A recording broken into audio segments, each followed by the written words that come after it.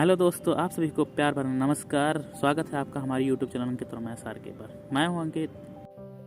तो दोस्तों, जहां पर आप आराम से बैठकर इस वीडियो को देख रहे हैं, लेकिन मैं आपको बता दूं, आप जहां जिस जगह पर बैठे हैं या कुछ 450 करोड़ वर्ष पहले यह पृथ्वी 8500 डिग्री फ़ारेनहाइट के तापमान से उबल रही थी, या इसके जस्ट विपरीत लाखों सालों तक बर्फ से भी ढकी थी। तो जिस जगह हमारा सौरमंडल है, वहाँ पर विभिन्न गैसें और धूलकण के बादल हुआ करते थे। वैज्ञानिकों के मुताबिक बादलों से दूर एक तारा हुआ करता था।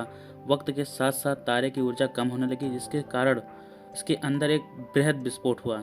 विस्फोट की वजह से अंतरिक्ष में धूलकण एक दूसरे से दबने लगे और दबाव और तापमान के कारण बड़े उल्कापिंड के रूप में परिवर्तित हो चुके थे। इसी दबाव के फलस्वरूप रेडियोएक्टिव पदार्थों के द्वारा ग्रेविटी का निर्माण हुआ। ग्रेविटी के कारण बीच में हाइड्रोजन एवं हीलियम इकट्ठा होने लगे और फिर भयंकर दबाव के कारण बृहद विस्फोट हुआ। इसी विस्फोट में हमारे सूरज का जन्म हुआ और अंतरिक्ष में फैले एस्ट्रॉयड क्षुद्र ग्रह में भारी वजन की वजह से सूरज के करीब आकर सूर्य की परिक्रमा करने लगे। धीरे धीरे इन्हीं एस्ट्रॉयड में टकराव हुआ, जिसके फलस्वरूप बुध, शुक्र, पृथ्वी, मंगल ग्रह जैसे ग्रहों का निर्माण हुआ। इसी के साथ साथ जब एक ग्रह जिसका नाम था थिया वह पृथ्वी से टकराता है, टकराव के फलस्वरूप ही हमारे चंद्रमा का निर्माण होता है। काफ़ी सालों तक पृथ्वी गर्म लावे के समान थी। उस समय का तापमान पृथ्वी का लगभग 1900 डिग्री सेल्सियस था। धीरे धीरे पृथ्वी ठंडी हुई और जितने भी भारी धातु थे वे पृथ्वी के केंद्र में इकट्ठा हो गए और हल्के तत्व पृथ्वी की सतह पर आ गए। लाखों सालों तक पृथ्वी पर उल्कापिंडों की बरसात हुई। इन उल्कापिंडों में जमा था साल्ट, नमक या खनिज मिनरल्स, वाटर। धीरे धीरे पृथ्वी की ऊपरी सतह पानी से ढकने लगी। करीब 350 करोड़ वर्ष पहले यह वही समय था जब गहरे पानी में सूक्ष्म जीवों का जन्म हुआ। धीरे धीरे सूक्ष्म जीव एक समूह में रहने लगे और वो अपनी जीविका के लिए पानी में उत्पन्न मिनरल्स और धूप का प्रयोग करने लगे। और यह मलमूत्र के रूप में ऑक्सीजन बाहर निकालते थे। इसी ऑक्सीजन निकलने के फलस्वरूप वायुमंडल बनना शुरू हुआ। यही प्रक्रिया कुछ करोड़ों वर्ष तक चलती रही। उसके बाद धीरे धीरे छोटे जीव जंतु और फिर बंदर, और बंदर से एप्स, वानर में परिवर्तित हो गए। यही वे वानर थे जो हमारे पूर्वज हैं, जो खाने की तलाश में एक स्थान से दूसरे स्थान पर गए, जिन्होंने आग की खोज की और हथियार बनाए, खेती बाड़ी करना स्टार्ट किया। पृथ्वी ही ऐसा ग्रह है जिस पर जीवन पाया जाता है। यहीं पर पर्वत, नदियाँ, जलाशय, वन, मरुस्थल, जीव जंतु आदि स्वतंत्र होकर निवास करते हैं।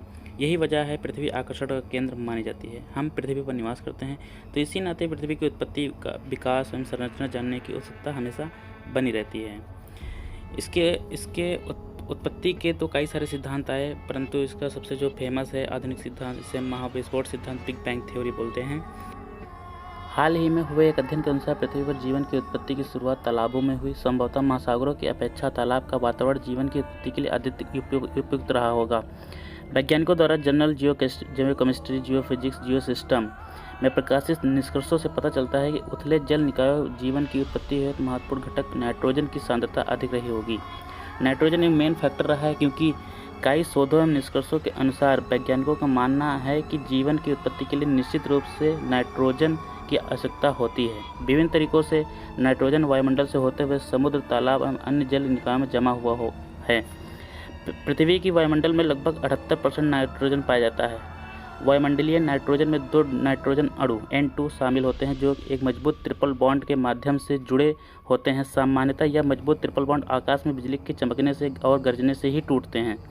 वैज्ञानिकों का मानना है कि शुरुआती दौर में वायुमंडल में आकाशीय बिजली की पर्याप्त घटनाएं होती रही होंगी, ताकि नाइट्रोजन के ऑक्साइड पर्याप्त मात्रा में उत्पन्न हो सकें और पृथ्वी पर जीवन की शुरुआत हो सके।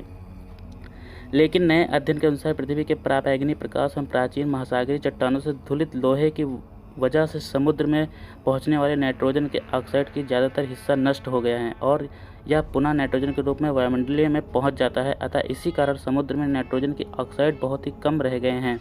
उथले तालाब में जीवन की उत्पत्ति हेतु बेहतर विकल्प रहे होंगे, क्योंकि तालाब का आकार बहुत छोटा होता है, जहां जीवन के लिए आवश्यक नाइट्रोजन के ऑक्साइड की सांद्रता अधिक रही होगी। इस प्रकार जीवन की उत्पत्ति महासागर में होना कठिन है, लेकिन तालाब इसके लिए उपयुक्त है।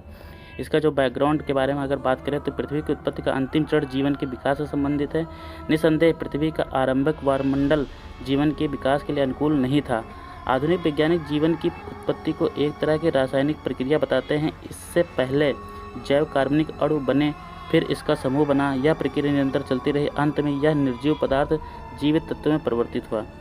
पृथ्वी पर जीवन के प्रमाण अलग अलग समय में जीवाश्मों के रूप में प्राप्त हुए हैं। वैज्ञानिकों द्वारा ऐसा माना जाता है कि शायद सबसे पहले शैवाल की उत्पत्ति हुई होगी। तो दोस्तों, ये थे पृथ्वी से जुड़े कुछ फैक्ट, और इसी तरह पृथ्वी पर जीवन संभव हुआ और हम लोग इस प्यारी सी पृथ्वी पर निवास कर रहे हैं। वीडियो के बीच में हमने उल्का पिंड के बारे में बहुत बात की। आइए दिखाते हैं कि उल्का पिंड होता क्या है और यह पृथ्वी पर किस तरह गिरता है।